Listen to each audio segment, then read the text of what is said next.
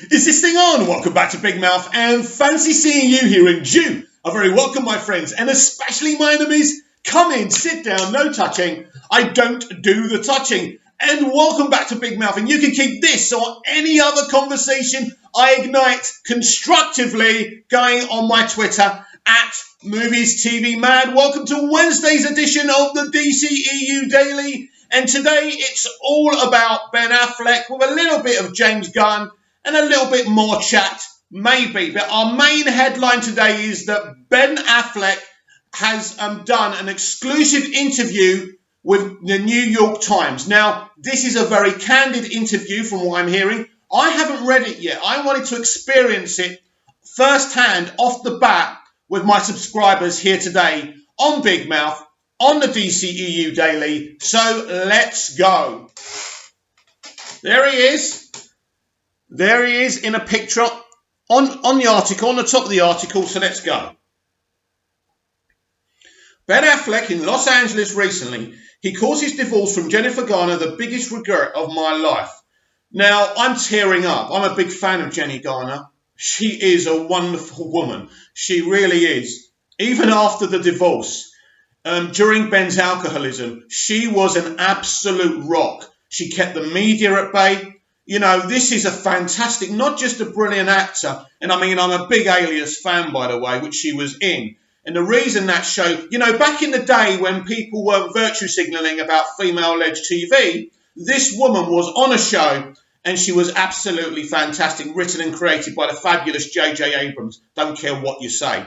So, Ben Affleck tried to drink away the pain. Now he's trying honesty. The actor speaks frankly about everything from his addictive behaviour and his divorce to why he lied about that back tattoo. By the way, I've been hearing about this back tattoo for ages. I have no idea what it's all about, so let's find out. This article is by Brooks Barnes, and this is an exclusive for him, so it's a big deal for him. Warning, this is not one of those celebrity profiles that uses a teaspoon of new information to flavour a barrel of ancient history. There is no paragraph where the star and the writer pretend to be pals, gag, while doing an everyday person activity. What was everyone eating? Who cares? No, he will not get served. The obligatory canned quote from Matt Damon. Of course, it's important to say how Ben Affleck got into this industry. Him and his good friend Matt Damon wrote Good Will Hunting. They were trying to sell this story for years. Not only were they able to sell this story, but Robin Williams, the fantastic individual that he was, not only agreed to be part of this film, but he really, really looked after Matt and Ben as, you know, younger creatives. It's a great story if you ever look into it. This is Ben Affleck, raw and vulnerable, talking extensively for the first time about getting sober again and trying to recalibrate his career again. Affleck, Oscar-winning writer-director of the Oscar-winning Argo, better actor than you remember, and yes, alcoholic, divorced and proud possessor of the mythical back tattoo, has 4 movies coming out this year, and I'm so happy he's working again, by the way. Dad Bod, Batman has been banished, and actual films are back on his docket, including the first all on him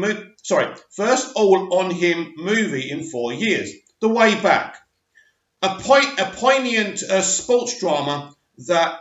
Hang on, where are we? A poignant sports drama that arrives in theatres on March 6th. Affleck plays a reluctant high school basketball coach with big problems. He's puffy, willful, down drunk who blows up his marriage and lands in rehab. So obviously he's chosen this project on purpose because it echoes his own life, and creatives do this all the time, by the way. I mean, basically, it's interesting in a lot of ways as well because we've seen the kind of broken down coach before. I mean, Denzel Washington did a kind of movie like that as well. But let's give it a more read. People with compulsive behaviour, and I am one, have this kind of basic discomfort all the time that they're trying to make go away, he said a couple of Sundays ago during a 2-hour interview at a beachside spot in Los Angeles. You're trying to make yourself feel better with eating or drinking or sex or gambling or shopping or whatever, but that ends up making your life worse. Then you do more of it to make that discomfort go away.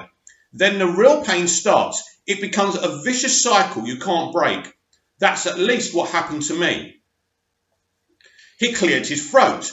I drank relatively normally for a long time. What happened was that I started drinking more and more when my marriage was falling apart. This was 2015-2016. Now, this is important to understand. This is during the shoot for Batman vs Superman Dawn of Justice as well. My drinking, of course, created more marital problems. Affleck's marriage to Jennifer Garner, with whom he has 3 children, ended in 2018 after a long separation. He said he still felt guilt but had moved past shame. The biggest regret of my life is this divorce. Sorry, I'm getting emotional here. He continued noticeably using the present tense. Shame is really toxic. There is no positive byproduct of shame.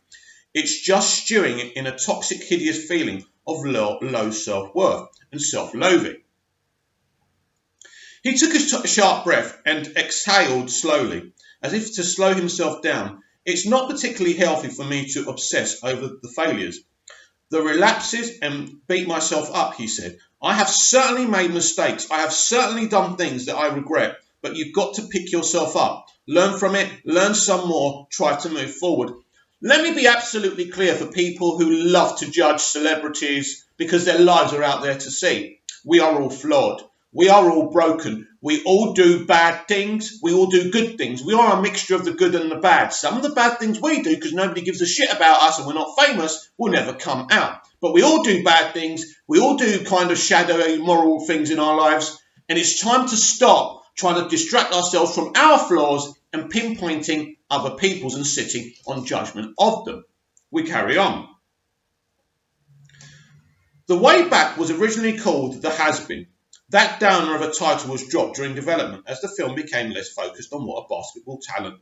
The main character has been in high school. Affleck said, suffice to say, no star wants to appear on a poster next to the words, The Has-Been, that's true. Especially not after 2 box office disappointments. Justice League 2017 took in $658 million, a puny sum by superhero standards, and Live by Night 2016, a period gangster drama that he also directed, flatlined with $23 million. It's actually a really good film, and it shouldn't have flatlined.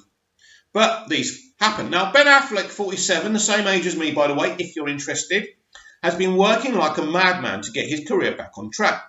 The hard truth is that the outcome is not guaranteed. Moviegoers, women in particular, will ultimately decide, is forgiveness for the transgression still something that society and all of its Twitterfied polarization allows?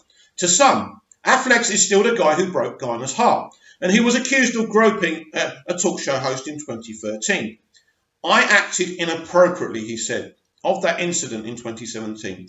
As the Me Too era dawned, and I sincerely apologise. Hollywood has certainly granted Affleck's clemency. He just finished acting in Deep Water, a psychological thriller co-starring Anne de Armas, Knives Out, that's due in theatres in November. He's on Netflix this month in The Last Thing He Wanted, an abysmally reviewed mystery anchored by Anne Hathaway and directed by Dee Reed. Affleck has also been working with Oscar-nominated Nicole Holofcener, Can You Ever Forgive Me? And Damon on the script for The Last Duel, which begins filming in France this month. Set in the 14th century, The Last Duel reteams Affleck and Matt Damon as screenwriters for the first time since Good Will Hunting. Isn't that brilliant that they're back together? I think what's great about this, and I don't want to lose my spot here, but what's really great about this is that Ben needed his good friend. And Matt hasn't said, I'm big now, go away. He's come with him, worked with him, looked after him. And I love to see that because we don't get enough of that in this hardcore industry. It is such a harsh industry. And I think people don't understand that. Ridley Scott is directing the film, which has Oscar bait written all over it. Disney plans to release The Last Duel in theatres at Christmas through its 20th Century label. Affleck is also zeroing in on another directing project for himself. It probably won't be that previously announced remake of the 1957 drama Witness for the Prosecution, he said. Instead, he wanted to tackle King Leopold's Ghost, an epic about the colonial plundering of what is now the Democratic Republic of Congo. Martin Scorsese has signed on as a producer. Wow! Affleck co-founded the Eastern Congo Initiative, a non-profit advocacy group, in 2010. Africa in 1900 is a long way from the Batman which Affleck was supposed to direct himself. He stepped aside, allowing Matt Reeves to take over and Robert Pattinson to don the cowl. After deciding that the troubled shoot for Justice League had sapped his interest, Affleck never seemed to enjoy his time as Batman. His sullen demeanour while promoting Batman v Superman Dawn of Justice in 2016 resulted in the hit meme Sad Affleck. I showed somebody the Batman script, Affleck recalled. They said, I think the script is good. I also think you'll drink yourself to death if you go through what you just went through again. So that's interesting. Very, very interesting. He has not talked much about his alcoholism since completing a third stint in rehab in 2018. The first two were in 2001 and 2017, but the arrival of the way back has made the subject impossible to avoid. Affleck has also accepted that the second word in Alcoholics Anonymous does not apply to him, certainly not after he briefly relapsed in the fall, turning up smashed on TMZ's a few months after making it known that he had achieved a 1 year of continuous sobriety. Relapse is embarrassing, obviously, he said. I wish it didn't happen. I really wish it wasn't on the internet for my kids to see. Jen and I did our best to address it and be honest. And you do have to think about the kids as well, don't you? Remember, these people do have children. And, these people may decide to put themselves in the public eye, but the children didn't ask for that. Always got to remember that. And that's another morally ambiguous situation that we, who lead normal ambiguous lives, don't understand. We don't get it. We don't know what it's like to be other people. Growing up in Massachusetts, Affleck saw his own father drunk almost every day, he said. My dad didn't really get sober until I was 19, Affleck said. Becoming guarded all of a sudden, it was one of the only times when he chose each word carefully, with the other being his answer to question about Harvey Weinstein's trial on charges of rape and sexual assault. Early in his career, Affleck starred in the multiple movies that were backed by Weinstein's companies. I don't know that I have anything to really add or say that hasn't been said already. And better people who have been personally victimised or who are survivors of what he did, Affleck said. 3 years ago, Affleck announced that he would donate all future residual payments from Weinstein films to anti-sexual assault charities, which is good and the right way to go. The older I've gotten, the more I recognise that my dad did the best he could, Affleck said. There's a lot of alcoholism and mental illness in my family. The legacy of that is quite powerful and sometimes hard to shake. Affleck's younger brother Casey, 44, has spoken about his own alcoholism and sobriety. The paternal grandmother took her own life in a motel when she was 46, and uncle killed himself with a shotgun, and aunt was a heroin addict. So imagine that kind of childhood. And this is not about justification, because alcoholism and being addicted to things, and having an obsessive compulsive disorder, these are diseases and illnesses. And I know people don't accept that, but it's true. It took me a long time to fundamentally, deeply, without a hint of doubt, admit to myself that I am an alcoholic, Ben Affleck said. The next drink will not be different.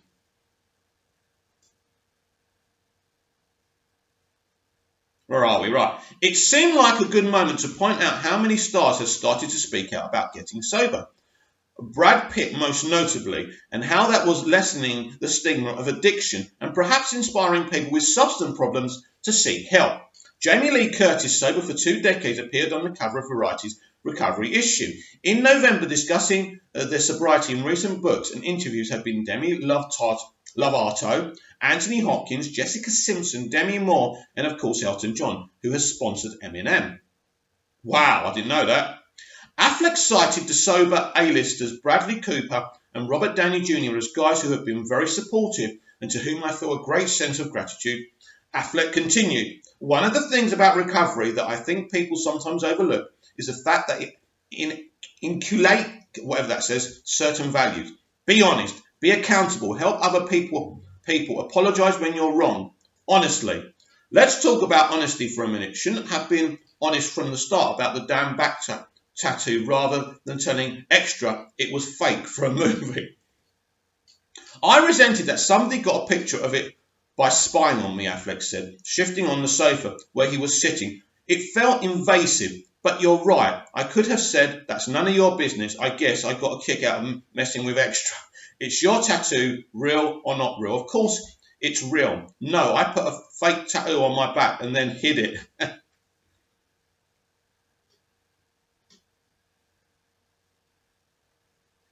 Affleck has a habit of putting himself in the crosshairs. He thought it was a good idea to star with Damon as a fallen angel in Kevin Smith's Dogma in 1999, which Disney decided was too blasphemous for its Miramax label to release. Wow. Playing Batman as a melancholy and middle-aged was certainly not the safe choice. The Last Duel has already provoked indignation on social media. Affleck and Damon play knight and a squire who are forced to duel after a woman's rape accusation. And now comes The Way Back, a spare film with a 1970s vibe about a man imprisoned by alcoholism. How exactly does he make these choices? Affleck laughed.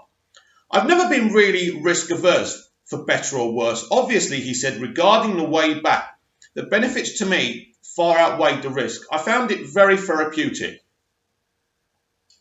I think he's spoken about this film before, actually.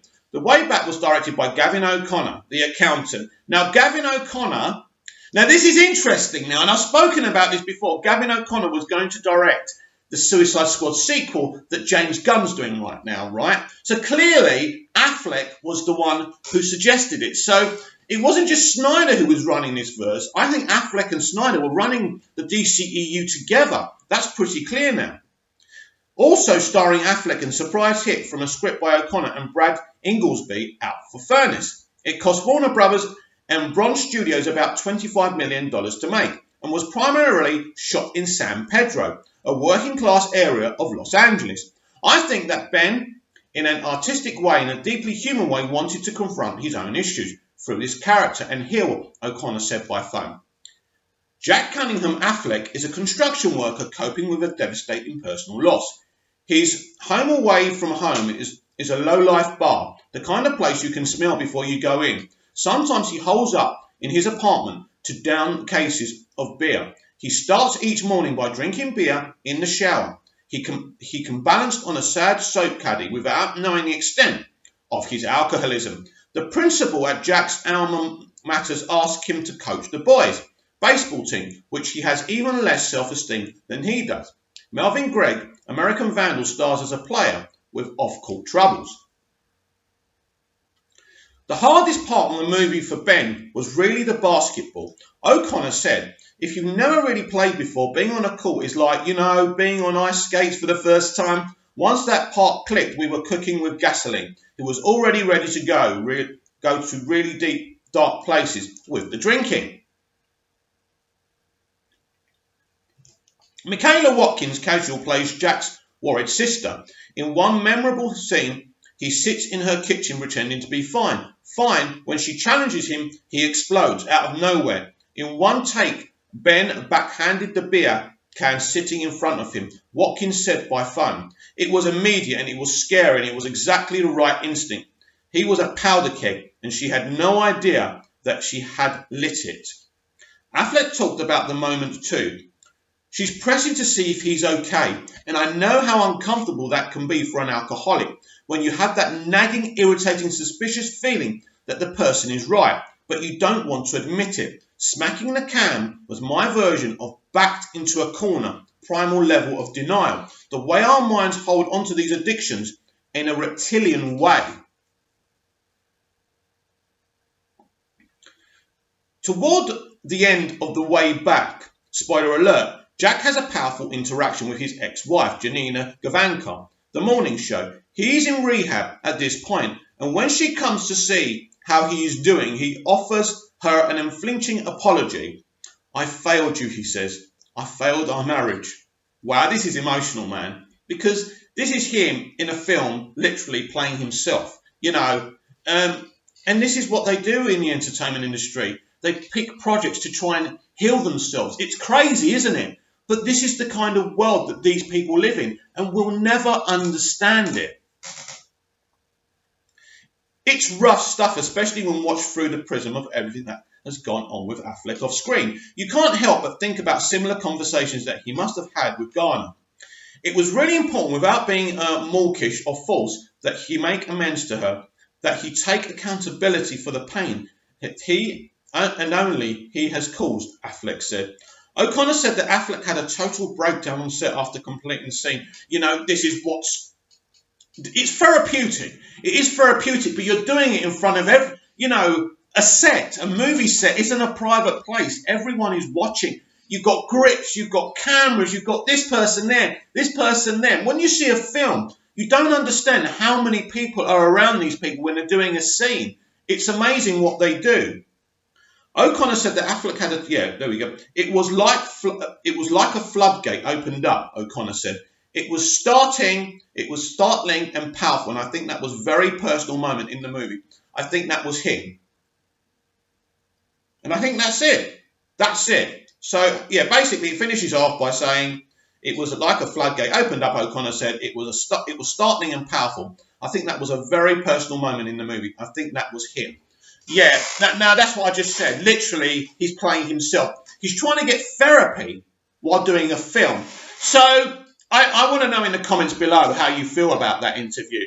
Now, I woke up this morning, and of course, my fellow released the Snyder Cut fans, were trying to make links, and I actually want to read you something else before we change the subject, because I think the degradation that goes on within this community sometimes with agendas really does trouble me.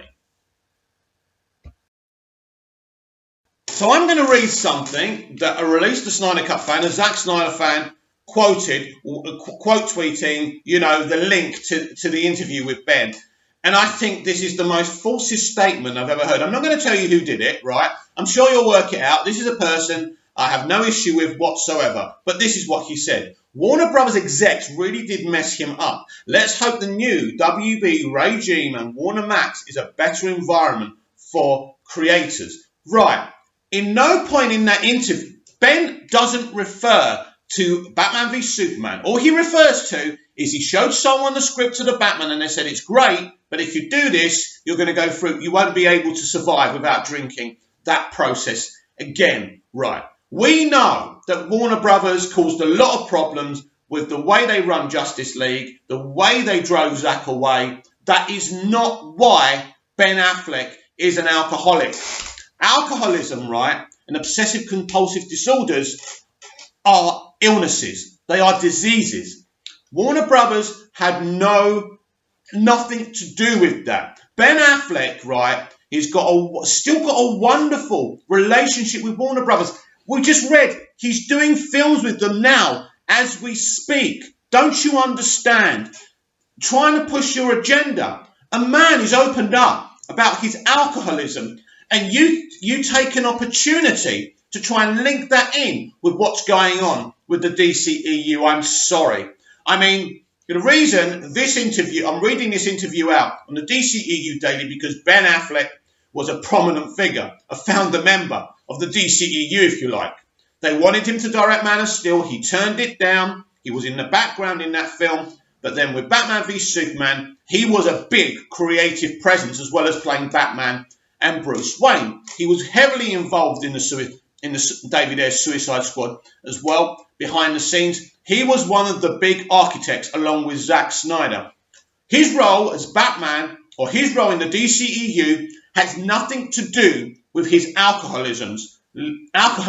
You must leave your agendas at the back door, because that kind of statement is very, very immoral. So, I think it's a compelling interview. I think it's an interview that we wanted to see. We wanted to see him open up. Look, he's a recurring alcoholic, right? It's like having cancer. It can always come back, right? So Ben is trying to stay on the wagon. He is trying his best. He's back in movies. I think The Way Back could win him Best Actor. I really do. He's never had a Best Actor Oscar win before.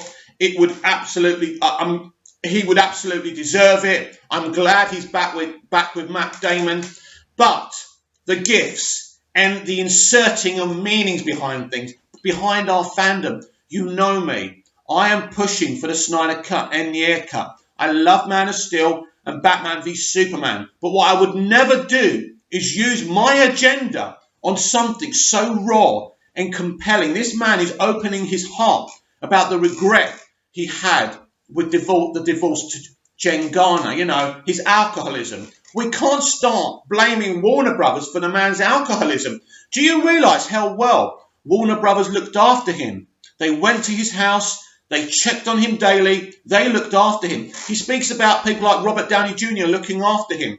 You know, there's a lot of good people working with him now because of the respect they have for him, protecting him, taking care of him. When this industry does that and it backs its own, I love it, right? I love it. And that doesn't always happen. And if you're a British person watching this, you understand about the Caroline Flack situation, how they literally left her for dead. And now all of a sudden, they're all talking her up, right? But that's a conversation for another video I may do later. So at the end of the day, this is not about the DCEU. No one should be quote tweeting that saying Warner Brothers have a lot to answer for and I hope they treat people better in the new setup. No. Warner Brothers look after their people very, very well at the end of the day. How they treated Zack was despicable and disgusting, and using his daughter's suicide was absolutely unforgivable. I've gone on record saying that. But trying to link the man opening his heart about his alcoholism and saying things like that are just, well, for me, it is not on. So, in other news, right, we go to James Gunn. Where are we? So, the Suicide Squad's James Gunn has 2 more DC movies ideas. Now, let's have a look. Now, he reckons that there were a couple of other movies he wanted to do. James Gunn is speaking a lot. One thing I forgot about James Gunn, because he did it with Guardians 1 and 2, is the way he speaks to the fans. He interacts. He hypes us up. And it makes me even more excited for his Suicide Squad movie. The Suicide Squad, James Gunn, has 2 more DC movie ideas. After debuting in the DC Extended Universe in David Ayer's 2016 film Suicide Squad, Task Force X is set to return to the big screen under the guidance of writer-director James Gunn. Warner Bros. Brought Gunn on board to deliver a soft reboot of the franchise in 2019. Now the director has revealed that outside of the Suicide Squad, he also has 2 other ideas for DC movies, and we may find out what they are. Ooh! The Suicide Squad set video shows Idris Elba. I don't know why I'm reading that. That's just a sub thing. Anyway, Gunn held a Q&A on his Instagram account. When asked by a fan if he had a second choice other than the Suicide Squad, the director answered with a simple yes. Then as a follow-up, a fan asked what the second choice was. I had 2, Gunn answered. Maybe you'll find out someday. Interesting. It looks like whatever he turned down, he's going to get to do. So you imagine it, right? They gave him a choice of characters. He said, no, Suicide Squad fan, I'm doing that, but I'll come back to them. It does look like that maybe he may get another couple of films to do within the DCEU. And I discussed this in yesterday's DCEU Daily, his wider role within the franchise. And I think after Guardians, he'll certainly be back for more DCEU. Another fan asked Gunn if he knew what other DC movies were in development. He replied that he knew about some of them. So this is just continuing about what I discussed yesterday. It was recently reported that when James Gunn was initially in talks with Warner Bros., the studio was prepared to offer him any property of his choosing. Gunn even had the option to helm a Superman film, but he instead chose Suicide Squad, giving his affinity for the franchise. I chose the Suicide Squad and it's one of my favourite properties in the world, he said, at the time. After the Suicide Squad, Gunn is already slated to shoot Guardians of the Galaxy Volume 3 for Marvel Studios. The writer-director has confirmed the script for the prequel is ready, although when the movie will begin shooting hasn't been revealed just yet. Yeah, it's a bit weird. We don't even know what phase that's going to be in. I don't know. There's something, I don't know. I don't want to upset Marvel fans, but there's another chapter to be written before this film even starts filming. That's if it does. It seems a bit, anyway. Written and directed by James Gunn. The Suicide Squad stars Margot Robbie. Yeah, basically, we know all of that. So, yeah, this really just continues on from what I was talking about yesterday, that he has got a greater role within the DCEU. And if he does get to do Guardians 3, and as I say, there's something, I'm hearing something a bit dodgy about what's going on with that, and things could still go wrong with that production. Watch out for that anyway, right? So don't forget, he was fired off the property, then he was brought back on after Warner Brothers gave him kind of a vessel, saved him. They saved his career and gave him a chance, and there's no reason he shouldn't get a chance because of a few jokes he said a few years back. So I'm really excited about his involvement, and he does seem to have information and knowledge. Walter Hamada has trusted him implicitly with his future plans. Don't you just hate it when people interrupt you? Sorry about that. So we were talking about James Gunn.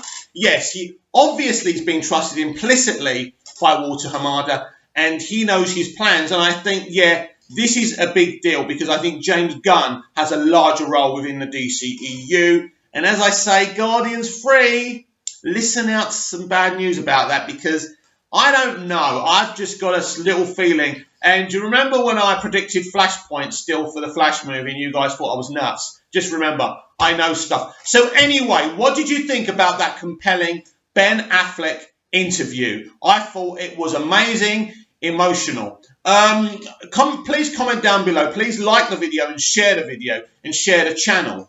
But there's another thing I predicted a while back before I go, and you've probably gone because I started talking about comments down below and like, sharing and subscribing. But for you who are still here, I had a little theory, and someone was in my ear quite a few months ago, that Ben Affleck is still part of the Batman, and he will cameo in this movie. That in fact, Robert Pattinson is playing a younger Batfleck. Now, people are saying there's no way this is happening. I think we are going to see a Ben Affleck cameo, and I think it ends the story of Ben Affleck involved with the DCEU in a wonderful way. They show him respect, and I think you can definitely look forward to a Batfleck cameo in The Batman. And please comment down below about that as well. And I shall see you tomorrow with even more DCEU Daily. Sorry about that interruption.